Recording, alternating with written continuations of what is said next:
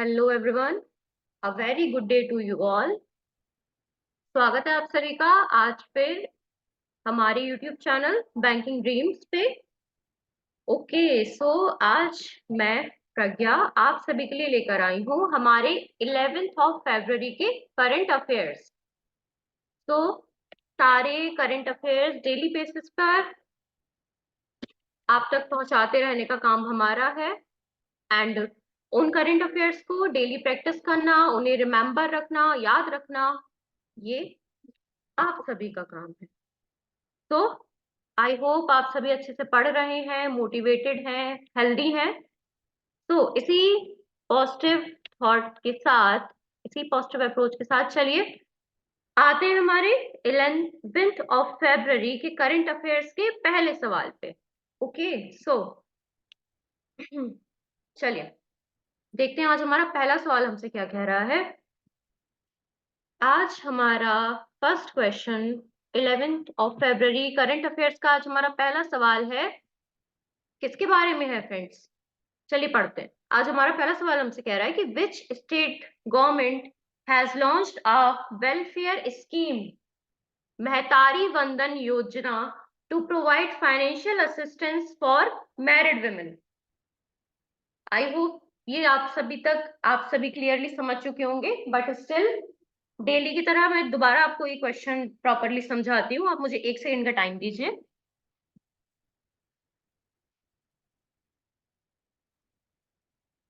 Okay, सो आइए आते हैं हमारे सवाल पे। हमारा सवाल हमसे क्या कह रहा है? हमारा सवाल पहली बात तो है महतारी वंदन योजना के बारे में। सी फ्रेंड्स, ये एक स्कीम है, ठीक है, इसके बारे में भी फर्दर बात करेंगे। तो कौन सी स्टेट गवर्नमेंट है जिसने लॉन्च किया है एक वेलफेयर स्कीम, लोगों के बेटरमेंट के लिए, लोगों की भलाई के लिए एक स्कीम चलाई गई है जिसका नाम है महतारी वंदन योजना, ठीक है, जो कि प्रोवाइड करेगी financial assistance for married women.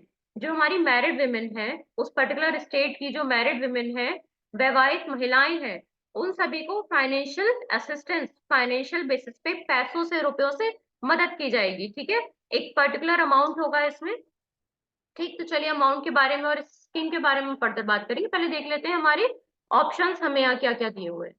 तो यहाँ ऑप्शंस है त्रिपुरा, वेस्ट बंगाल, असम, बिहार या फिर छत्तीसगढ़। तो कौन सी स्टेट गवर्नमेंट है इसमें से? करेक्ट ऑप्शन क्या है? कौन सी स्टेट गवर्नमेंट है फ्रेंड्स? कौन सी स्टेट गवर्नमेंट है जिसने महतारी वंदन योजना को स्टार्ट किया है अपनी स्टेट की मैरिड वुमेन्स के लिए, मैरिड वुमेन के लिए, ठीक है। चलिए मैं आपको कुछ सेकंड्स का टाइम देती हूँ, सोचिए क्या हो सकता है इसका करेक्ट ऑप्शन। एंड प्लीज अपना करेक्ट आंसर हमारे कमेंट बॉक्स में जरूर लिखें, जरूर हमें रिप्लाई करें। एंड आपकी कोई भी क्वेरी हो किसी भी प्रकार की इन क्वेश्चंस से रिलेटेड, हमारे सेशन से रिलेटेड, तो हम आपके लिए 24/7 अवेलेबल है हमारे यूट्यूब चैनल पे, अलॉन्ग विद हमारे इंस्टाग्राम पर। ओके, सो चलिए सोचिए क्या हो सकता है इसका करेक्ट ऑप्शन फ्रेंड्स। आपको कुछ सेकंड्स का टाइम मैं दे रही हूँ, थिंक अबाउट इट।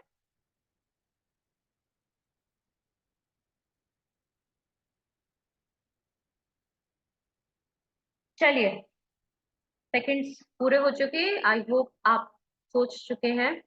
चलिए आते हैं इसके करेक्ट ऑप्शन पे। ओके, सो यहाँ हमें करेक्ट ऑप्शन क्या दिया हुआ है, क्या डिस्प्ले हो रहा है correct option friends? Correct option हमारा छत्तीसगढ़। इसका मतलब क्या है कि जो छत्तीसगढ़ स्टेट है उसकी जो गवर्नमेंट है उसने एक वेलफेयर स्कीम लॉन्च की थी जिसका नाम महतारी वंदन योजना रखा गया, ठीक है। और ये फाइनेंशियल असिस्टेंस प्रोवाइड करती है, फाइनेंशियल हेल्प प्रोवाइड करती है मैरिड वुमेन को, ठीक। चलिए जानते हैं पहले इस स्कीम के बारे में, इस स्कीम के बारे में जिसका नाम हमें यहाँ दिया हुआ है महतारी वंदन योजना के बारे में पहले कुछ इसके की पॉइंट जान लेते हैं, ठीक है।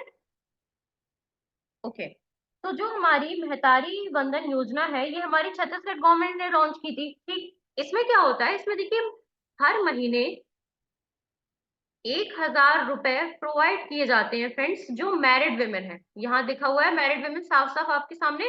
तो 1,000 रुपए प्रोवाइड किए जाते हैं जो मैरिड वुमेन है, जो विवाहित महिलाएं हैं छत्तीसगढ़ की, उन्हें हर महीने 1,000 रुपए उनके अकाउंट में भिजवाए जा रहे हैं। तो सालाना कितने रुपए हो गए?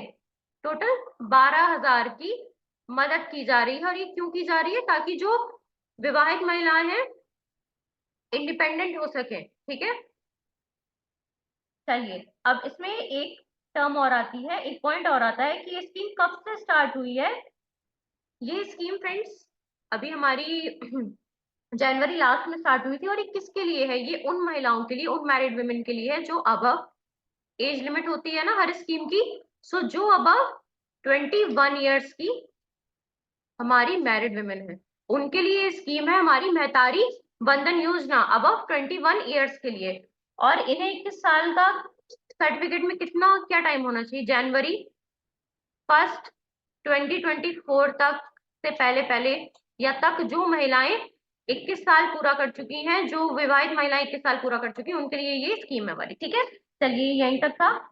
अब आ जाते हैं कुछ की पॉइंट्स के बारे में बात कर लेते हैं। यहाँ कुछ स्टेट्स के नाम दिए गए हैं आपको। ठीक है, कुछ स्टेट्स के नाम दिए गए हैं, जैसे सबसे पहले आता है हमारा त्रिपुरा। तो हमारा त्रिपुरा जो है, त्रिपुरा की कैपिटल क्या है फ्रेंड्स, त्रिपुरा के बारे में बात हो रही है, मैंने उसे अंडरलाइन कर दिया, आपके लिए इजी होगा समझना, कोई कंफ्यूजन नहीं क्रिएट होगा। तो त्रिपुरा की कैपिटल क्या है फ्रेंड्स, क्या आपको पता है त्रिपुरा की कैपिटल क्या है? सो फ्रेंड्स, त्रिपुरा की कैपिटल है अगरतला। त्रिपुरा की कैपिटल है अगरतला। ठीक, ये हो गया हमारा नंबर 1 पॉइंट। उसके बाद आता है यहाँ की लैंग्वेज क्या है, त्रिपुरा की लैंग्वेज क्या है। तो त्रिपुरा की लैंग्वेज है यहाँ बंगाली बोली जाती है, जो मेन लैंग्वेज है वो है बंगाली बोली जाती है, और इसके अलावा त्रिपुरी लैंग्वेज बोली जाती है। कौन सी लैंग्वेज बोली जाती है friends? Tripuri language. Tripuri language का एक और नाम है जिसे कहा जाता है कक कक बैरक। त्रिपुरी लैंग्वेज को एक और नाम से जाना जाता है, बहुत फेमस नाम है ये त्रिपुरी लैंग्वेज का, क्या है? कक बैरक। तो यहाँ पे 2 लैंग्वेज बोली जाती है, बंगाली और त्रिपुरी। ठीक है, कक बैरक। ठीक, ये त्रिपुरा जो है हमारा रबर, यहाँ पे जो है मोस्ट फेमस क्यों है, ये रबर और टी के लिए फेमस है, रबर और टी के प्रोडक्शन के लिए फेमस है। ठीक है, और यहाँ के रबर और टी जो है इंपॉर्टेंट कैश क्रॉप्स हैं। ठीक, इंपॉर्टेंट कैश क्रॉप्स हैं त्रिपुरा के। ठीक है, अब आता है, हाँ एक चीज के लिए और फेमस है त्रिपुरा हमारा, मैं इस सबको हाईलाइट कर देती हूँ। त्रिपुरा हमारा वहाँ की हैंडीक्राफ्ट के लिए भी काफी फेमस है। ठीक है, हैंडीक्राफ्ट के लिए भी काफी फेमस है। और त्रिपुरा जो है मिजोरम, मिजोरम और असम के साथ, मिजोरम और असम के साथ अपने बॉर्डर्स को शेयर करता है। ठीक, यहाँ के करंट सीएम कौन है त्रिपुरा के? मानिक साहा नाम है। ठीक है, क्या नाम है? मिस्टर मानिक साहा। ठीक है, त्रिपुरा के जो करंट सीएम है, सीएम, ठीक है, उनका नाम क्या है? मिस्टर मनिक साहा। ठीक, आई होप यहाँ तक आपको क्लियर है। अब चलिए आते हैं हमारे नेक्स्ट पे। यहाँ बात हो रही है वेस्ट बंगाल के बारे में। ठीक है, इसका कैपिटल क्या है? Most of you should be knowing. ठीक है, कैपिटल क्या है? कोलकाता। ठीक है, वेस्ट बंगाल का कैपिटल हमें दिया है कोलकाता। यहाँ पे भी बंगाली लैंग्वेज ही बोली जाती है, यहाँ की जो मेन लैंग्वेज है वो बंगाली है। ठीक है, फोक डांस, फोक डांस, तो यहाँ का जो famous, most famous folk dance आप कह सकते हैं वो है बहल डांस, बहल डांस। ठीक, एक और दो नाम और जुड़ते हैं इसमें, संथल डांस, ठीक है, या फिर फाके डांस। ठीक, और कोलकाता, बंगाल हमारा क्यों फेमस, हमारा वेस्ट बंगाल फेमस है वहां के, क्योंकि देखिए वेस्ट बंगाल में लार्जेस्ट, वेस्ट बंगाल फेमस क्यों है? क्योंकि वेस्ट बंगाल में लार्जेस्ट मैंग्रोव फॉरेस्ट है। ठीक है, इन द वर्ल्ड, वर्ल्ड का सबसे बड़ा, वर्ल्ड का लार्जेस्ट मैंग्रोव फॉरेस्ट है हमारे वेस्ट बंगाल में। ठीक है, इन सुंदरबंस, इन सुंदरबंस। ठीक, चलिए अब यहाँ की करंट सीएम कौन है? ममता। करंट सीएम कौन है यहाँ की? ममता बनर्जी जी। ठीक, यहाँ तक सबको सारे पॉइंट्स क्लियर है? ठीक है, चलिए अभी हमने पहले बात की थी त्रिपुरा के बारे में, अब हम बात करें वेस्ट बंगाल के बारे में। ठीक है, अब आता है असम। असम, तो फ्रेंड्स असम की कैपिटल क्या है? असम की कैपिटल है, मुझे एक बार 1 मिनट का टाइम दीजिए, मैं लिख लूं।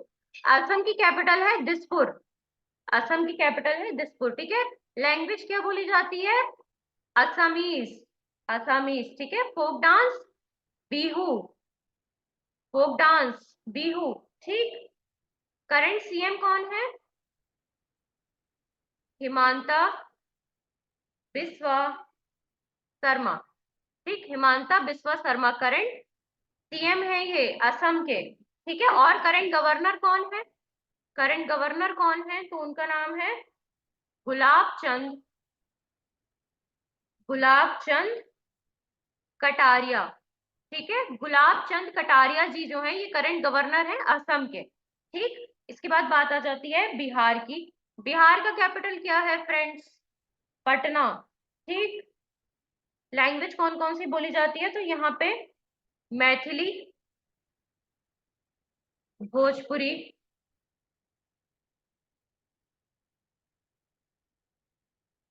मगधी, ठीक है, और हिंदी भी बोली जाती है। ठीक। चलिए, यहाँ के करंट सीएम का नाम क्या है? नीतीश कुमार जी।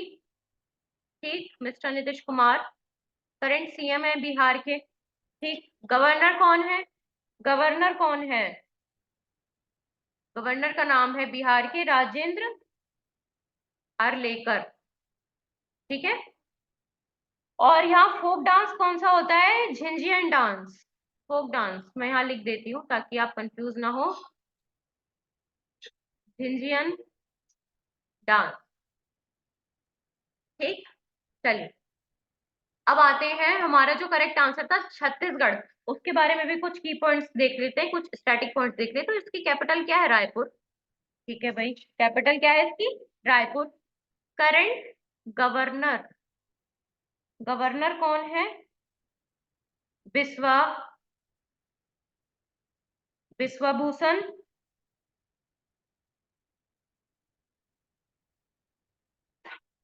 विश्वभूषण हरिचंदन। ठीक, विश्वभूषण हरिचंदन। ठीक है। करंट सीएम कौन है? सीएम के पद पे कौन सर्व कर रहे हैं? तो उनका नाम है विष्णु देवसाई। ठीक है, विष्णु देवसाई जो है, जो करंट सीएम की पोस्ट पर वर्कर है छत्तीसगढ़ की। ठीक है। आई होप ये सवाल आप सभी के लिए क्लियर था। चलिए, अब आते हैं, हमारा देखते हैं हमारा अगला सवाल हमसे क्या कह रहा है। ये एक, यहाँ आप देख सकते हैं, यहाँ पे भी अमाउंट दिया गया है हमारा कितना? 12,000। ठीक है, मैंने कहा था सालाना बेसिस पे 12,000। ठीक है, विवाहित महिलाओं को। अब देखिए, यहाँ विवाहित महिलाएं चाहे डिवोर्सी हो, बट फिर भी उन सभी को, वो सभी इस स्कीम के अंडर आती हैं। ठीक है। चलिए, अब आते हैं हमारे नेक्स्ट सवाल पे। नेक्स्ट सवाल हमसे क्या पूछ रहा है? The Indian economy is anticipated to experience a consistent growth of what? कितना percent? Annually from 2024 to 2031 as per the latest report by CRISIL. ठीक। पहले देख लेते हैं हमारा सवाल क्या कह रहा है। हमारा सवाल हमसे सिंपली पूछ रहा है कि जो हमारी इंडियन इकोनॉमी है, एक ऐसा, मतलब ये एंटिसिपेशन किया गया था, ये उम्मीद लगाई गई थी कि ये एक्सपीरियंस करेगी, एक कंसिस्टेंट ग्रोथ होगी, एक लगातार होने वाली ग्रोथ होगी जो कि रुकेगी नहीं। कितने परसेंट की ग्रोथ होगी? 2024 से लेके 2031 तक। ठीक है, क्रिसिल की रिपोर्ट में आया था ये। ठीक। देख लेते हैं क्या करेक्ट ऑप्शंस क्या क्या दिए हुए हैं हमें यहाँ पे। 6.4, 6.5, 6.6, 6.7, 6.8, ऑल आर इन परसेंटेज। ठीक। सोचिए करेक्ट ऑप्शन के बारे में। मैं आपको कुछ सेकंड्स का टाइम देती हूँ, थिंक अबाउट इट।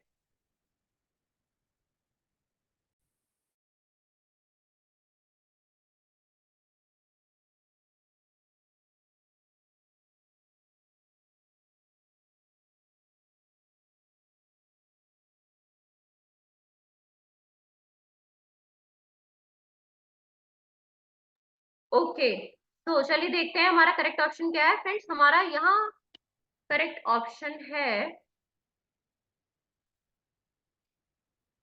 6.7। ठीक है। इसका मतलब क्या होता है कि जो हमारी इंडियन इकोनॉमी है उसमें ये एक्सपेक्ट किया गया under the report of CRISIL कि 2024 से 2031 का जो टाइम पीरियड है, ठीक है, इस बीच में जो हमारी इंडियन इकोनॉमी है वो कंसिस्टेंटली ग्रो करेगी, लगातार ग्रोथ दिखाएगी। कितनी परसेंट से? By how much percent? 6.7%। ठीक है। चलिए, अब यहाँ पे एक जो टर्म आई क्रिसिल, क्रिसिल के बारे में मैं आपको कुछ बातें बता दूं। तो क्रिसिल जो है, इसकी फुल फॉर्म होती है credit rating credit rating information services of credit rating information services of India limited. ठीक है, ये है फुल फॉर्म क्रिसिल की। ठीक, इसकी करंट सीईओ का नाम क्या है, कौन सर्व कर रहे हैं इसकी करंट सीईओ की पोस्ट पे, तो उनका नाम है अमिश मेहता। अमिश मेहता। ठीक, और इसके हेडक्वार्टर कहाँ पर है, इसका हेडक्वार्टर है मुंबई में। ठीक, मुंबई में कहाँ है एग्जैक्टली, कोवई में। ठीक, चलिए आई होप ये सवाल आप सभी तक क्लियरली पहुंच चुका है, आप सब समझ चुके हैं कि इसमें क्या पूछा गया है। ठीक है, चलिए, और किसी भी प्रकार की कोई क्वेरी हो तो जैसा मैं आपसे हमेशा कहती आई हूँ कि हमारा कमेंट सेक्शन, हमारा कमेंट बॉक्स आपके लिए 24/7 खुला है। हम आपके लिए 24/7 अवेलेबल हैं। डू आस्क अस, आप हमसे पूछ सकते हैं आपकी कोई भी क्वेरी। ठीक है, आते हैं हमारे अगले सवाल पे, जो कि आज का हमारा थर्ड क्वेश्चन। सो हमारा थर्ड क्वेश्चन हमसे क्या कह रहा है, Asian Development Bank ADB has appointed dash as its country director for India. तो सीधा सवाल ही हमसे पूछ रहा है कि जो एडीबी है, एशियन डेवलपमेंट बैंक है, उसने किसे अपॉइंट किया है as its country director for India, उसकी कंट्री डायरेक्टर की पोस्ट के लिए किसे अपॉइंट किया है इंडिया में। ठीक है, तो देख लेते हैं ऑप्शंस क्या क्या दिए हैं। टाकियो कोनिशी, मियो ओका, फातिमा यास्मीन, वुचोंग हुम, भार्गव दास गुप्ता। सोचिए इसका करेक्ट ऑप्शन क्या हो सकता है, मैं आपको कुछ सेकंड्स का टाइम दे रही हूँ।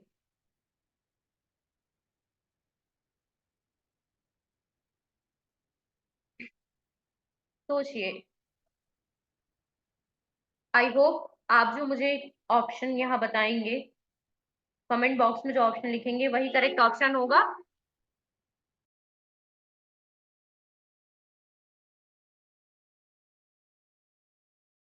ओके, तो चलिए देखते हैं इसका करेक्ट ऑप्शन क्या है फ्रेंड्स। यहाँ हमारे पास करेक्ट ऑप्शन है मियो ओका। इसका मतलब है जो हमारा एशियन डेवलपमेंट बैंक है फ्रेंड्स, उसने मियो ओका को अपॉइंट किया है as the country director for India.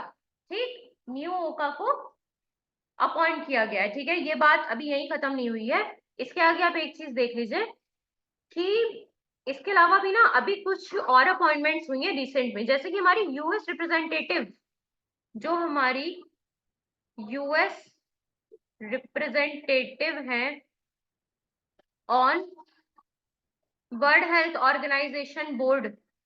ठीक है, यूएस रिप्रेजेंटेटिव कौन, किसे इलेक्ट किया गया है, किसे अपॉइंट किया गया है as the US representative on WHO board, तो विवेक मूर्ति। ठीक, इसके अलावा secretary general of BIMSTEC, secretary general of BIMSTEC कौन है, इंद्रमणि पांडे, इंद्रमणि पांडे। ठीक, इसके बाद दो और आते हैं, एक आता है adviser to the executive director of ADB. ADB ने सिर्फ इन्हें मियोका को ही नहीं बनाया है कंट्री डायरेक्टर, बल्कि इन्होंने एक और अपॉइंटमेंट की है रिसेंटली, जो कि है एडवाइजर की पोस्ट की। ठीक है, adviser to the executive director of ADB, executive director of ADB. ठीक है, स्मिता सारंगी, किसे किया है, किसे किया है, स्मिता सारंगी। ओके, ठीक है, यहां तक मैं क्लियर हूं। चलिए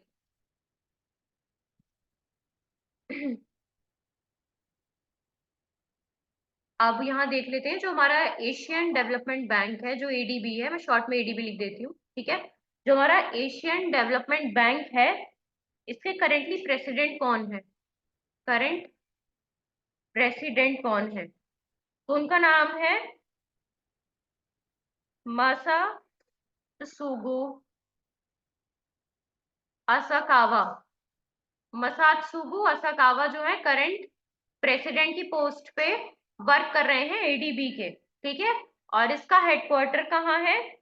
इसका हेडक्वार्टर है मेंदलू योंग में, ठीक, मेंदलू योंग में, जो कि कहाँ है?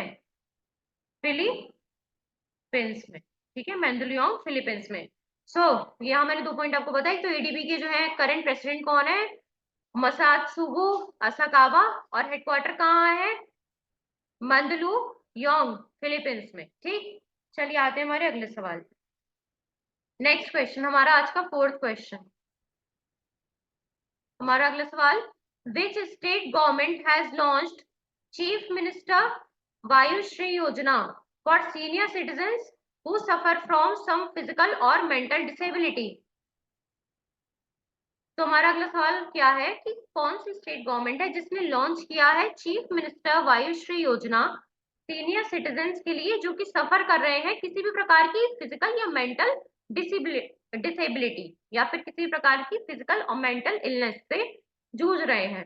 तो यहाँ हमें ऑप्शंस क्या क्या दिए गए हैं, कौन कौन से स्टेट्स के नाम दिए गए हैं? महाराष्ट्र, तमिलनाडु, गुजरात, एचपी, हिमाचल प्रदेश और पंजाब। तो आपको कुछ सेकंड्स का टाइम मैं देती हूँ, सोचिए एक बार इसका करेक्ट ऑप्शन क्या हो सकता है।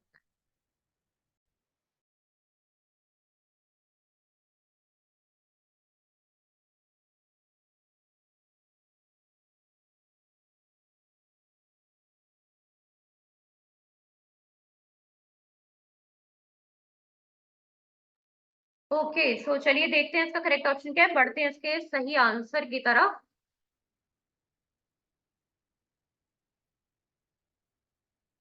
तो यहाँ हमारा करेक्ट ऑप्शन है महाराष्ट्र, ठीक है। सो महाराष्ट्र जो है, महाराष्ट्र एक ऐसा स्टेट है जिसकी गवर्नमेंट ने लॉन्च किया है सीएम वायुश्री योजना को, किसके लिए? सीनियर सिटीजन्स के लिए जो कि सफर कर रहे हैं किसी प्रकार की फिजिकल या मेंटल डिसेबिलिटी से जूझ रहे हैं, ठीक। इतना क्लियर है।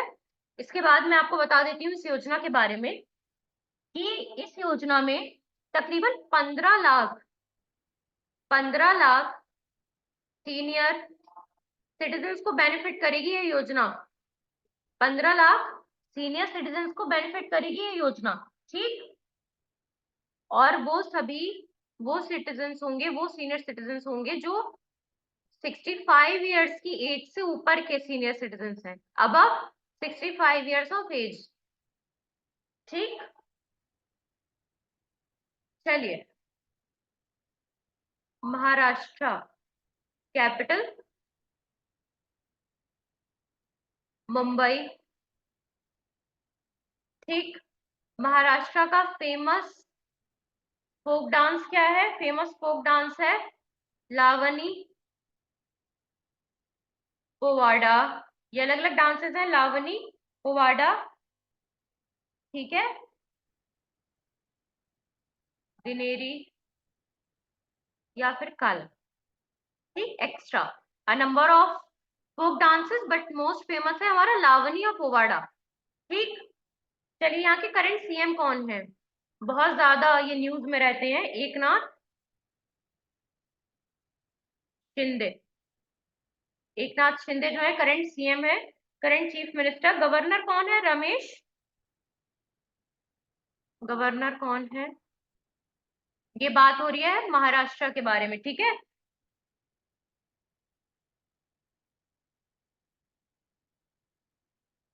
रमेश बैस, ठीक। चलिए, अब मैं यहाँ एक बात आपको और बता दूं कि नेशनल पार्क, महाराष्ट्र में कुछ फेमस नेशनल पार्क हैं जिसमें से एक है Sanjay Gandhi, Sanjay Gandhi national park, NP, short में लिख रही हूँ मैं, समझ जाइएगा नेशनल पार्क है इसका मतलब। टडोबा, टडोबा, अंधेरी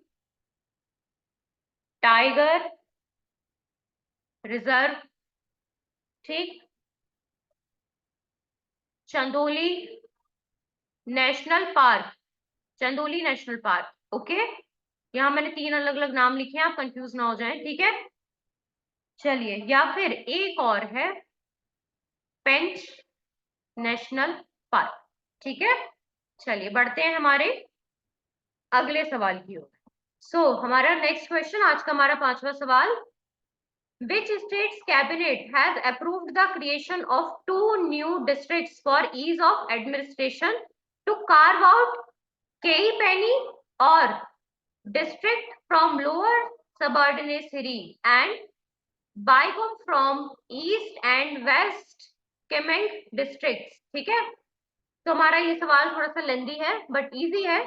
तो कौन सी, ये हमसे पूछ रहा है कि कौन सी स्टेट कैबिनेट है जिसने अप्रूवल दे दिया है कि साहब आप बना सकते हैं 2 नए डिस्ट्रिक्ट, ठीक है,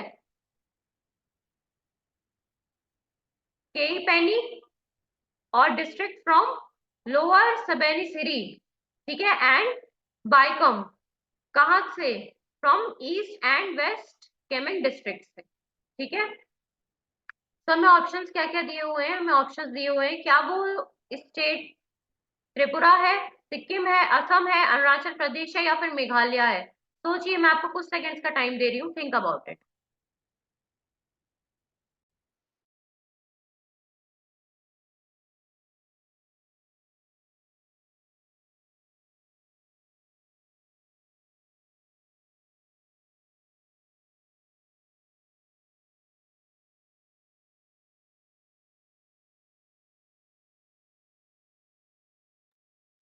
ओके, चलिए देखते हैं इसका करेक्ट ऑप्शन क्या है हमारे पास।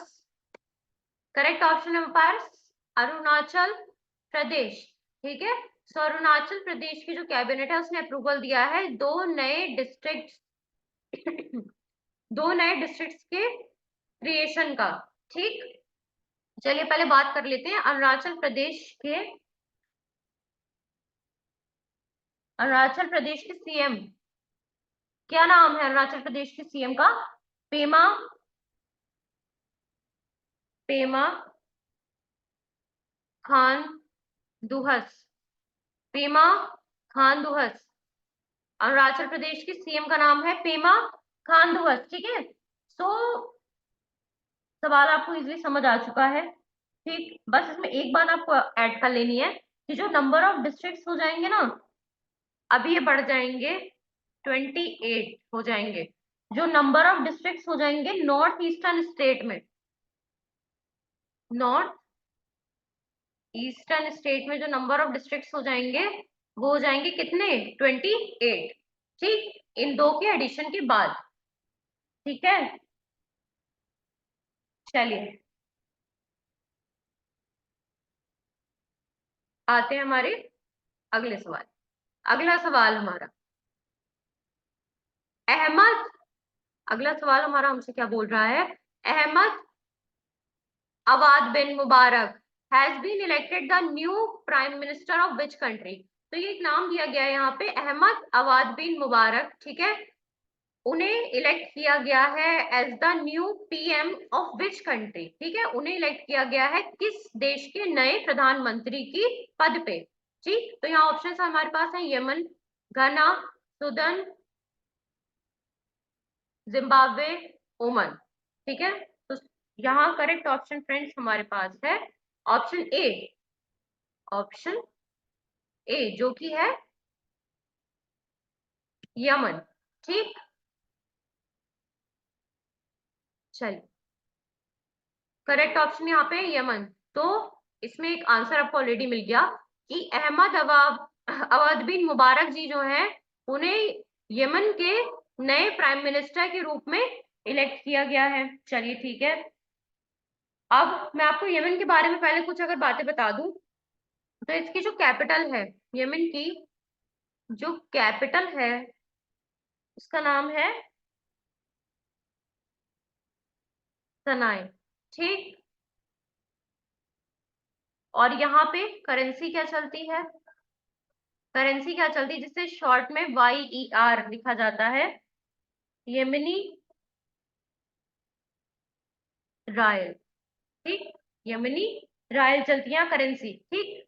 करंट जो प्राइम मिनिस्टर है, ये नाम अभी आपको यहाँ देखने को मिल ही गया, सो मैं इसे दोबारा रिपीट नहीं करूंगी, ठीक। प्रेसिडेंट का नाम, इनका नाम यहाँ आप देख सकते हैं, मैं राइट डाउन कर दे रही हूँ, राशद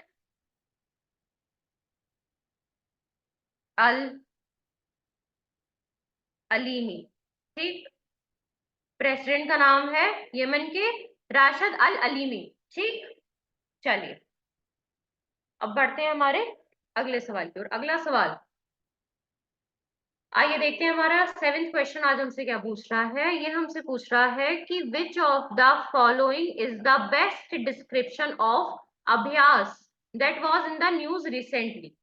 तो ये हमसे पूछ रहा है कि इसमें ये जो फ्रेजेस दिए गए हैं, छोटी छोटी सी स्टेटमेंट्स कह सकते हैं आप, जो दी गई हैं, इन सभी में से कौन सा सबसे अच्छी तरीके से डिस्क्राइब कर रहा है, सबसे अच्छी तरीके से बता रहा है ये जो अभ्यास टर्म है, इसके बारे में। अभ्यास के बारे में आपको बताऊंगी, पहले ऑप्शंस देख लेते हैं। तो a next generation hypersonic aircraft, a deep sea exploration robot, a high speed expendable aerial target, a satellite launched by ISRO, या इनमें से कोई भी नहीं।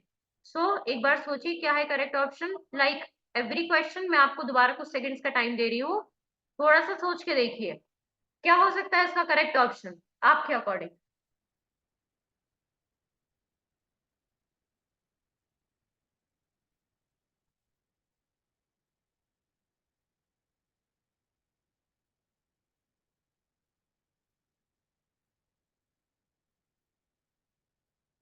ओके, चलिए देखते हैं इसका करेक्ट ऑप्शन क्या है। इसका करेक्ट ऑप्शन है हमारा ऑप्शन सी। ठीक है, a high speed expendable aerial target. ठीक है, अभ्यास। तो ये जो दिया गया है a high speed expendable aerial target, ठीक है, ये एक्सप्लेन कर रहा है, सही से डिस्क्राइब कर रहा है किस टर्म को, जो टर्म है अभ्यास। अब मैं अभ्यास के बारे में आपको बता दूं कि जो हमारी डीआरडीओ है, डीआरडीओ की फुल फॉर्म क्या है friends? The Defence Research and Development Organisation जो है हमारी, Defence Research and Development Organisation जो है हमारी, ठीक है, उसने सक्सेसफुली कंडक्ट किया था एक फोर फ्लाइट के ट्रायल्स किए थे। कितने? फोर फ्लाइट के ट्रायल्स किए गए थे। ठीक है, जो कि यहाँ दिया गया है high speed expendable air target थे। ठीक, जिसे नाम दिया गया था अभ्यास का। और ये ट्रायल्स कब हुए थे? जनवरी 30 से फरवरी 2 के बीच। जनवरी 30 से फरवरी 2 के बीच। ठीक है, अब मैं आपको यहाँ पे यहाँ पे एक टर्म आई है फ्रेंड्स, इसरो। चलिए मैं आपको इसरो के बारे में बता दूं कि इसरो की फुल फॉर्म क्या है। ऑलमोस्ट सभी को पता होगी but still, Indian Space Research Organisation. ठीक है, इंडियन स्पेस रिसर्च ऑर्गेनाइजेशन, इसके हेडक्वार्टर है बेंगलुरु में। कहाँ है? बेंगलुरु में इसका हेडक्वार्टर है। उसके करंट सीईओ कौन है? सीईओ कौन है इसके करंट? तो श्रीधरा श्रीधरा पानीकर। ठीक, सोमनाथ, पूरा नाम क्या है? श्रीधरा पानीकर सोमनाथ। ठीक, करंट सीईओ है इसरो के। ठीक है, आई होप ये सवाल आप सभी को क्लियर होगा, सारे पॉइंट्स आप सभी को क्लियर होंगे। और हमेशा की तरह कोई भी आपको क्वेरी हो, कोई भी ऐसी चीज हो जो आपको पूछनी है, तो आप बेझिझक हमारे कमेंट बॉक्स में कमेंट लिख सकते हैं, अपना हमसे पूछ सकते हैं। ठीक है, तो देखते हैं हमारा एट क्वेश्चन आज हमारा हमसे क्या कह रहा है। तो हमारा आठवां सवाल है, what is the name of the woman robot astronaut set to fly into space ahead of ISRO's Gaganyaan mission. देखिए इसरो के बारे में मैंने आपको अभी इसलिए बता दिया था क्योंकि यहाँ पे भी ये टर्म दोबारा आने वाली थी। ठीक है, चलिए तो हमारा सवाल हमसे क्या पूछ रहा है कि कौन सी विमेन रोबोट एस्ट्रोनॉट है, महिला रोबोट एस्ट्रोनॉट है, जो कि फ्लाई करेगी हमारे स्पेस में। किसके आगे? जो इसरो का गगनयान मिशन है उसके आगे कौन सी महिला रोबोट फ्लाई करेगी? तो उसे क्या नाम दिया गया है? वायुमित्रा, गगमित्रा, व्योम मित्र, अंतरिक्ष मित्र, या फिर इनमें से कोई भी नहीं? इनमें से कोई भी नहीं। क्या है इसका करेक्ट ऑप्शन?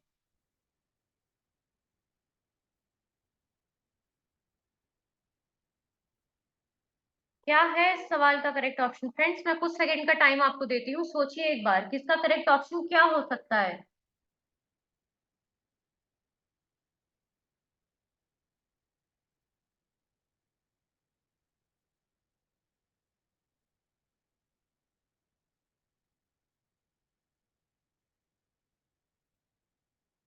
ओके चलिए देखते हैं इसका करेक्ट ऑप्शन क्या है। तो यहाँ हमारा करेक्ट ऑप्शन है, हम कुछ ज्यादा आगे चले गए। यहाँ हमारा करेक्ट ऑप्शन है ऑप्शन सी, व्योम मित्र। ठीक, तो मैं एक बार दोबारा बता दूं, जो विमेन रोबोट एस्ट्रोनॉट है जो कि फ्लाई करेगी इसरो के गगनयान मिशन में, गगनयान के आगे उसका नाम, उसे नाम दिया गया है व्योम मित्र। ठीक, अब अगर हम एक बार पीछे जाएं, पीछे सवालों में जाएं, तो वहां पे एक ऑर्गेनाइजेशन का नाम आया था डीआरडीओ, जिसके बारे में हम बात नहीं कर पाए थे। पर मैं आपको डीआरडीओ के कुछ स्टैटिक पॉइंट्स बता देती हूँ। जैसे कि इसकी फुल फॉर्म मैं आपको बता चुकी हूँ, Defence Research and Development Organisation. ठीक, इतना आप सभी को क्लियर होगा। इसके बाद जो हमारा डीआरडीओ है, ये अपना फाउंडेशन डे कब मनाता है? ये अपना फाउंडेशन डे मनाता है 1 जनवरी को। ठीक है, और अभी जो 2024 की 1 जनवरी निकली थी, इसमें इसका 66 फाउंडेशन डे मनाया गया था। ठीक, कब, तो इसका मतलब इसे कब फाउंड किया गया था, कौन सी सन में? 1 जनवरी 1958 में से फाउंड किया गया था। हेडक्वार्टर कहाँ है इसके? हेडक्वार्टर है इसके न्यू दिल्ली में। ठीक, और इसका मोटो क्या है? मोटो क्या है इसका? Strength origin is in knowledge. मतलब अगर आपको ज्ञान है तो आपकी आवाज में कॉन्फिडेंस आ जाएगा, आपके पास एक अंदरूनी ताकत खुद ब खुद आ जाएगी। सो नॉलेज इज द की, अगर सिंपल शब्दों में कह दिया जाए तो। ठीक, इसके चेयरमैन कौन है? चेयरमैन कौन है इसके? समीर वी कामत। ठीक, समीर वी कामत। ठीक, चेयरमैन समीर वी कामत। ठीक, यहाँ हमने डीआरडीओ की बात भी कर ली। चलिए अब आते हैं हमारे अगले सवाल। तो देखिए, देखते हैं हमारा अगला सवाल हमसे क्या कह रहा है। नेक्स्ट क्वेश्चन है हमारा कि who was honoured with the prestigious lifetime achievement award by the Sports Journalist Federation of India, जिसे शॉर्ट में कहा जाता है SJFI, and Delhi Sports Journalist Association DSJI. तो यहाँ दो फेडरेशन का नाम दिया गया है, दो ऑर्गेनाइजेशंस का नाम दिया गया है। दो फुल फॉर्म आपको यहाँ ऑलरेडी पता चल गई। एसजेएफआई की फुल फॉर्म क्या है? Sports Journalist Federation of India. और डीएसजेए की फुल फॉर्म क्या है? Delhi Sports Journalist association. ठीक, तो हमारा सवाल सीधा सा है, हमसे पूछ रहा है कि कौन है जिन्हें लाइफ टाइम अचीवमेंट अवार्ड दिया गया है, किसके द्वारा? एसजेएफआई के द्वारा और डीएसजेआई के, डीएसजेए के द्वारा। ठीक है, चलिए तो यहाँ करेक्ट ऑप्शन से पहले हम देख लेते हैं कि हमें ऑप्शंस दिए क्या क्या है। तो क्या वो पीटी उषा है, क्या वो मैरी कॉम है, क्या वो जसपाल राणा है, सचिन तेंदुलकर है, या इनमें से कोई भी नहीं है? क्या है करेक्ट ऑप्शन फ्रेंड्स? ये बहुत इंपॉर्टेंट क्वेश्चन है क्योंकि न्यूज में बहुत ज्यादा रहा है रिसेंटली। तो आई गेस कि आप लोगों को ये पता होगा। सोचिए इसका करेक्ट ऑप्शन क्या हो सकता है। चलिए आते हैं इसके सही जवाब की ओर। तो इसका सही जवाब है पीटी उषा। ठीक है, तो मैं दोबारा आपको एक बार समझा दूं कि पीटी उषा जी जो है, उन्हें जो हमारा prestigious lifetime achievement award है, प्रेस्टिजियस आप इग्नोर भी कर दे तो कोई बात नहीं, बस ध्यान रखना है, लाइफ टाइम अचीवमेंट अवार्ड जो है वो दिया गया है पीटी उषा जी को। किसके द्वारा? Sports Journalist Federation of India के द्वारा और स्पोर्ट्स जर्नलिस्ट एसोसिएशन के, दिल्ली स्पोर्ट्स जर्नलिस्ट एसोसिएशन के द्वारा। ठीक, चलिए आगे बढ़ते हैं, आते हैं हमारे 10th क्वेश्चन पे। 10th question of today's session, आज के सेशन का 10वां सवाल जो हमसे पूछ रहा है करप्शन के बारे में है कि which country is most corrupt country in the world 2024। 2024 की जो करप्शन की लिस्ट निकली है, जिसमें कंट्रीज का लिस्ट वाइज नाम है 1 2 3 4 5 6 8, तरीके में, तो उसमें आप ये बता दीजिए कि इन पांचों में से, इन चारों में से कौन सी ऐसी कंट्री है जो सबसे ज्यादा करप्टेड है, जहां भ्रष्टाचार पीक पे है 2024 की लिस्ट के अकॉर्डिंग। तो हमें ऑप्शंस क्या क्या दिए हुए हैं? सीरिया, यमन, सोमालिया, वेनेजुएला, या इनमें से कोई भी नहीं। क्या हो सकता है करेक्ट ऑप्शन आपके अकॉर्डिंग? देखिए, इंडिया का ऑप्शन में नाम तक नहीं है। इनमें से कौन सी कंट्री है? क्या करेक्ट ऑप्शन है? कुछ सेकंड्स का टाइम आपको प्रोवाइड करते हुए जस्ट सोचिए एक बार कि इसका करेक्ट ऑप्शन हो क्या सकता है।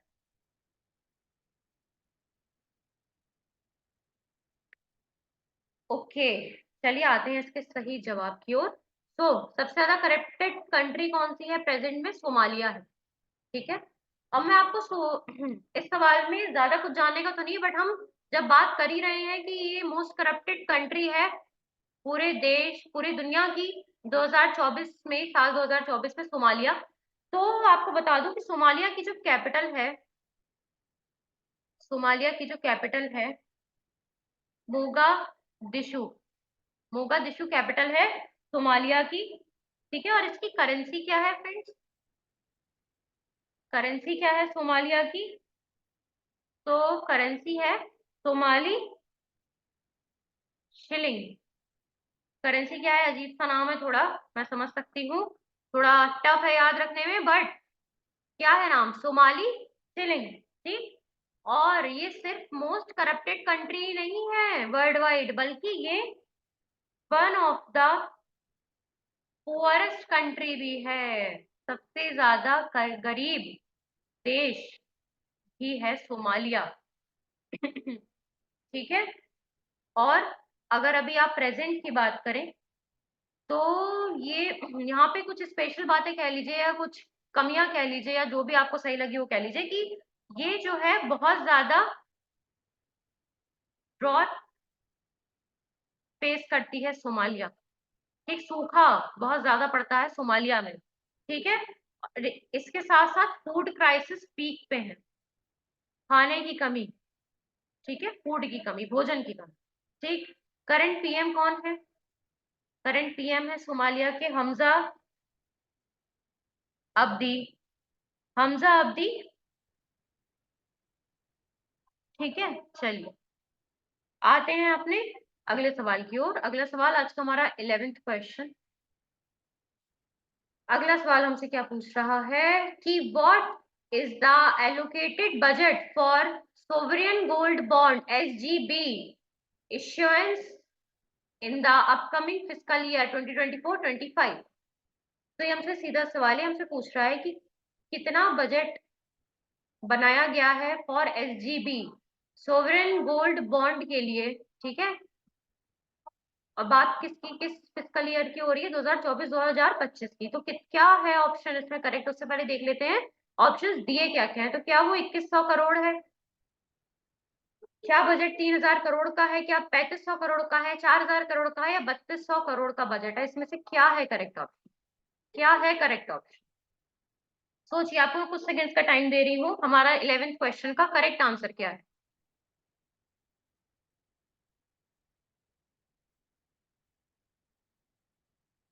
बी क्विक, जल्दी जल्दी सोचिए एक बार, किसका करेक्ट ऑप्शन क्या हो सकता है?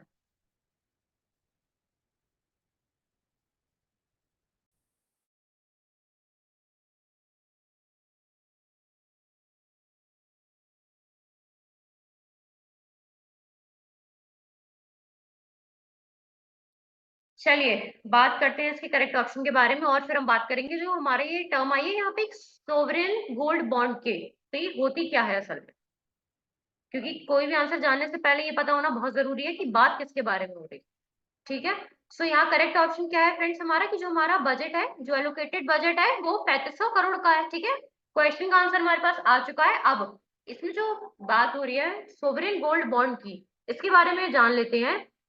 देखिए, सबसे पहले तो जो ये एसजीबी है, यहाँ शॉर्ट में बोल दे रही हूँ मैं कि जो एसजीबी है, ये हमारा डबल हो चुका है। पहली बात तो ये है कि हमारा जो एसजीबी है, ये डबल हो चुका है। डबल किस फॉर्म में हो चुका है?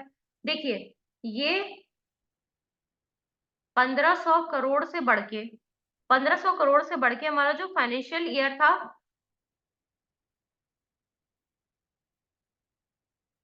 मार्च 31 2023 का जो अंत था, मार्च 31 2023 का जो अंत था, ठीक है, इसमें ये 1500 करोड़ से बढ़ के आज 2024-25 का जो हमारा फाइनेंशियल ईयर है उसमें ये 3500 करोड़ हो चुका है। ठीक है, मोर देन डबल।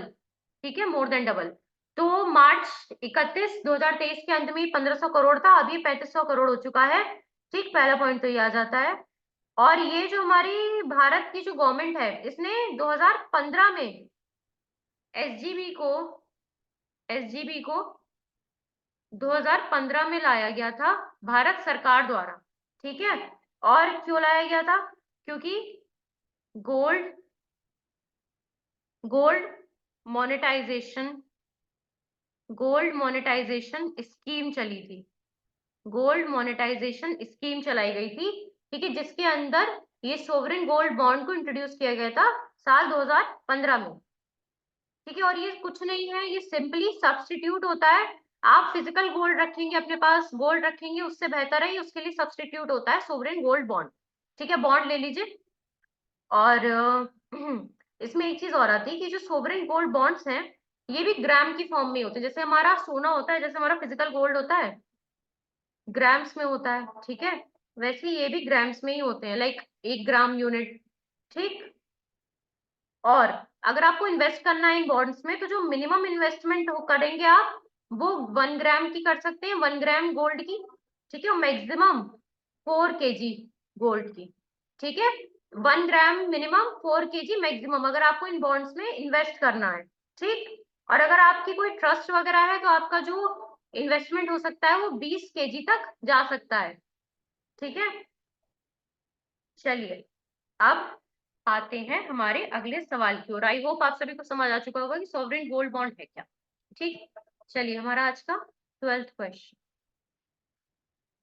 हमारा आज का 12वां सवाल देखिए हमसे क्या कह रहा है कि by which year India's e commerce markets expected to reach USD 163 billion. तो हमारा अगला सवाल हमसे पूछ रहा है कि कौन से साल तक जो इंडिया का ई कॉमर्स मार्केट है, ठीक है, ऑनलाइन जो मार्केटिंग होती है, वो एक्सपेक्ट कर रहा है कि 163 बिलियन US डॉलर तक वो पहुंच जाएगा। तो यहाँ करेक्ट ऑप्शन है 2026 तक। ठीक है, 2026 तक। चलिए आते हैं हमारे अगले सवाल। 13th क्वेश्चन हमारा आज का 13th क्वेश्चन हमारा आज का कि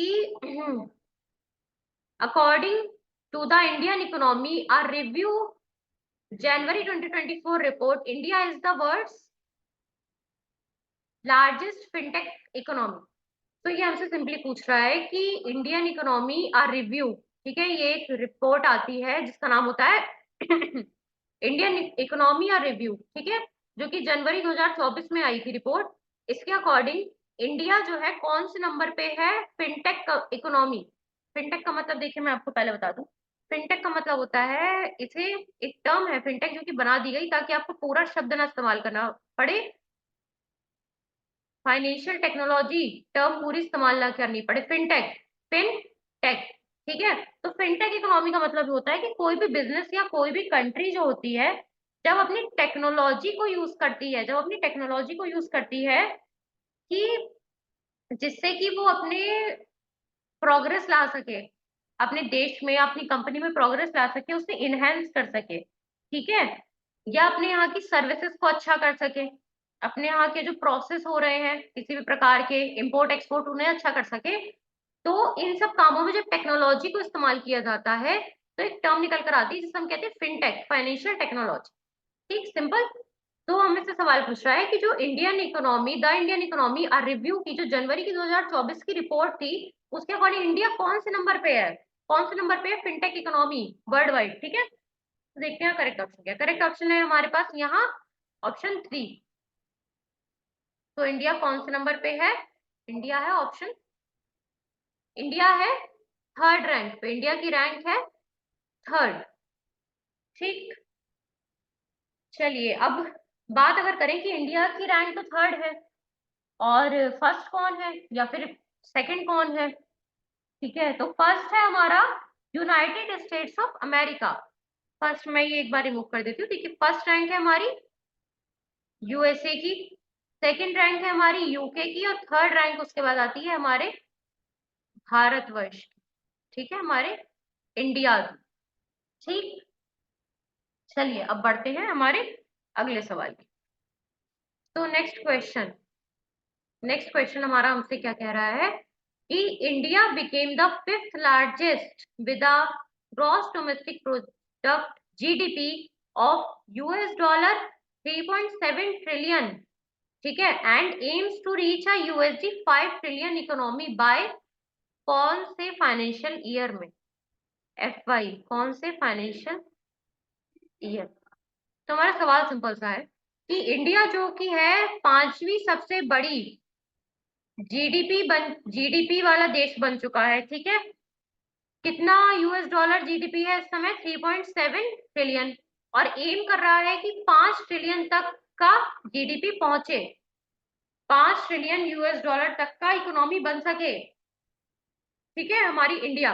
फिर कौन से फाइनेंशियल ईयर तक एक्सपेक्टेड किया जा रहा है कि ये पॉसिबल हो पाएगा? तो देखते हैं हमारा करेक्ट ऑप्शन है फाइनेंशियल ईयर 28। ठीक, फाइनेंशियल ईयर 28, 2020। ठीक। चलिए, आई होप ये सवाल आप सभी क्लियरली समझ चुके होंगे। ठीक, चलिए अब आते हैं हमारे आज के आखिरी सवाल पे, हमारे 15th क्वेश्चन पे, जो कि है the reserve bank of India RBI monetary policy committee has changed repo rates from 6.5% by how much? सीधा सा सवाल, और बहुत जितने वेरी इंपॉर्टेंट लगा लें आप, मोस्ट इंपॉर्टेंट लगा लें उतने कम, क्योंकि ये रिसेंटली बहुत ज्यादा न्यूज में रहा है। क्यों? क्योंकि आरबीआई ने अभी ही बीते 1-2 दिनों में ही अपनी आरबीआई ने नई पॉलिसी रिलीज की है, नई मॉनेटरी पॉलिसी रिलीज की है। ठीक, तो क्वेश्चन हमारा सीधा सा है कि जो रिजर्व बैंक ऑफ इंडिया है उसने अपनी नई मॉनेटरी पॉलिसी बनाई है, ठीक, तो उसने अपने रेपो रेट्स को कितना रखा है? पहले थे 6.5% थे रेपो रेट, ठीक, अब कितने हो गए हैं? क्या वो 6.2% हो गए हैं? क्या 6.7% हो गए हैं? 6.9% हो गए हैं? 7.0% हो गए, या फिर अनचेंज रखे गए?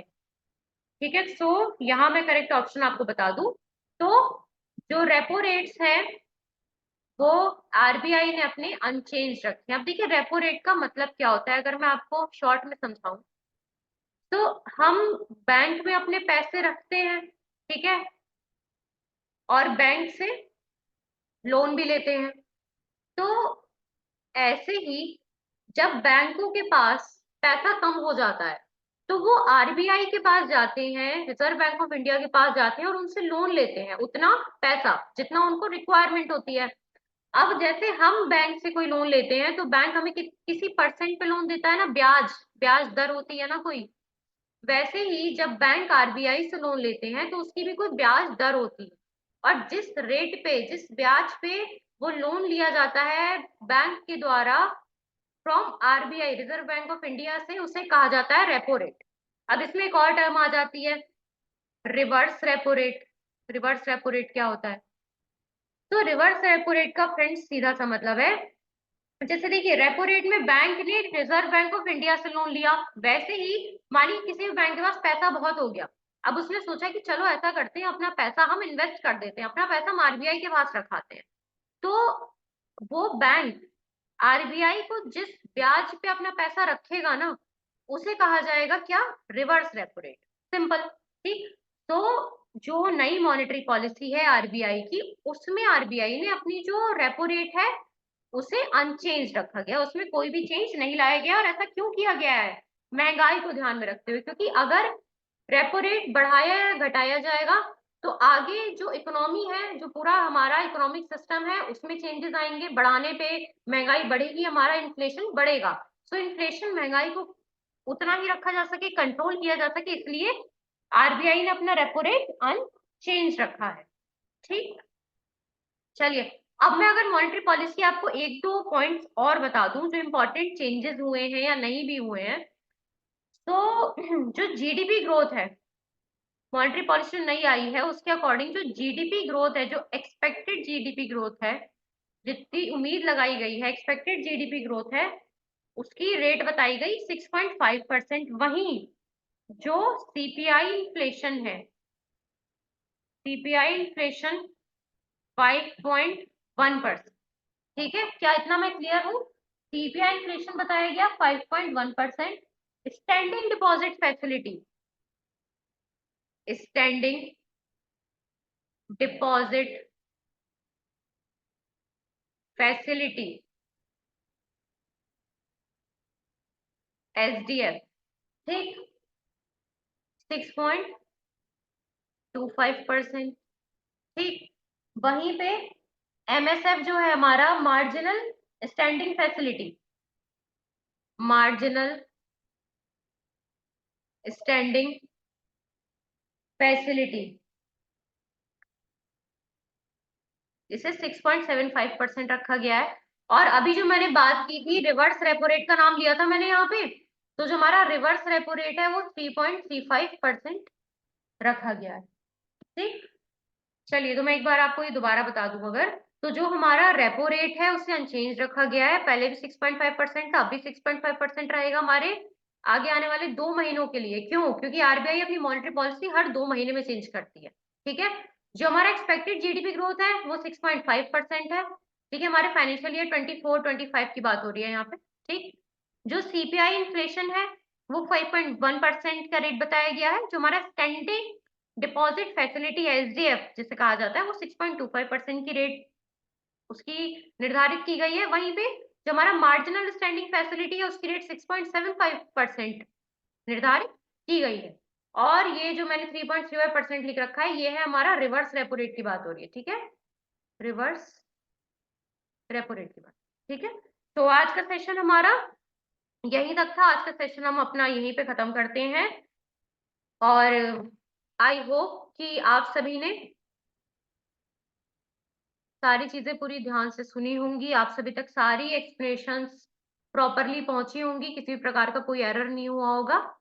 ठीक है, और इन केस आपको कोई भी क्वेरी है, so like I always say, आपके लिए हमारा कमेंट बॉक्स, हमारा यूट्यूब चैनल, हमारा इंस्टाग्राम अकाउंट, सभी का कमेंट सेक्शन 24/7 अवेलेबल है। हम 24/7 अवेलेबल हैं। ओके, तो hoping for everyone's betterment. I hope आप सभी अच्छे से पढ़ रहे हैं, मोटिवेटेड हैं। ओके, चलिए आज का सेशन यहीं पे खत्म करते हैं। Signing off, Pragya this side.